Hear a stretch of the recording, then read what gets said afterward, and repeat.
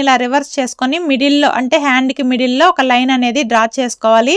ఇలా ఒక లైన్ అనేది డ్రా చేసుకున్న తర్వాత పై వైపు నుంచి ఒక 3 ఇంచెస్కి ఒక మార్కింగ్ చేసుకోవాలి. అలాగే కింది వైపు నుంచి ఒక 1 ఇంచ్కి కానీ లేకపోతే ఒక 2 ఇంచెస్ కానీ ఒక మార్కింగ్ అనేది చేసుకోవాలి. ఇప్పుడు ఈ 2 గీతల మధ్యలో మనకి పొడవు అనేది ఎంత ఉందో చూసుకొని కొలుచుకోవాలి.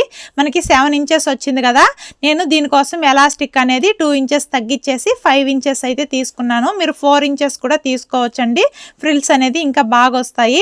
నేనైతే ఇక్కడ 5 ఇంచెస్ తీసుకొని ఆ 2 లైన్స్ అంటే మనం మార్కింగ్ చేసుకున్నాం కదా, పై వైపున 3 ఇంచెస్ కింది వైపు 1 ఇంచ్ వదిలి ఆ రెండిటి మధ్యలో ఇలా వీడియోలో చూపిస్తున్న విధంగా ఎలాస్టిక్ని పెట్టుకొని ఇలా ఒక చేత్తో లాగినట్టు పట్టి స్టిచ్ చేసుకున్నట్లయితే మనకి హ్యాండ్కి మిడిల్లో ఫ్రిల్స్ లాగా వచ్చేస్తుంది. ఇప్పుడు పై వైపున మనము షోల్డర్ పఫ్ అనేది కుట్టుకోవడానికి టక్స్ పెట్టుకున్నాం కదా, అది పై వైపు కూడా కనిపించేలాగా ఇలా టక్స్ అనేది పెట్టుకొని ఒక వైపు నుంచి ఫ్రిల్స్